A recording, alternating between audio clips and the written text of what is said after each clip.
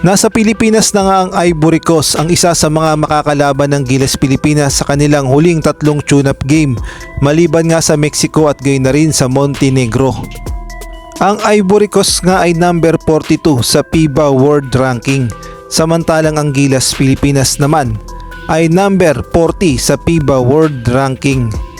At kung atin ngang babalikan ang 2019, nagkaharap na nga ang Gilas Pilipinas at gayon na rin ang Ivory Coast sa isang tune-up game. Naghahanda kasi ang Gilas Pilipinas noon sa FIBA World Cup 2019 na gaganapin sa China. Kaya naman pinili ng Gilas Pilipinas na maka-tune-up ang Ivory Coast. Halos naging dikit nga lang ang laban ng Gilas Pilipinas kontra nga dito sa Ivory Coast. Ngunit bandang huli ay nanalo pa rin ang Gilas Pilipinas by 10 points. Natapos nga ang laban sa score na 73-63 pabor nga sa Gilas Pilipinas.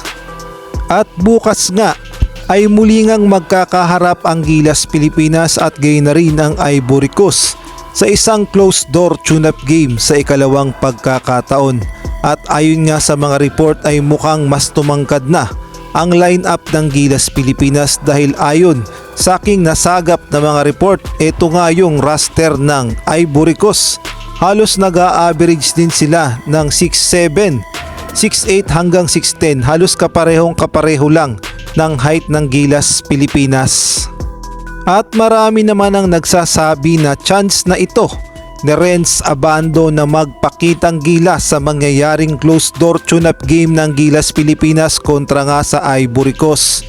Dahil alam naman natin na naging usap-usapan nga itong si Renz Abando at marami nga ang pumapabor na makapasok ito sa Final 12 ng Gilas Pilipinas sa FIBA World Cup, kaya naman kailangang mag-step up ni Lakay bukas.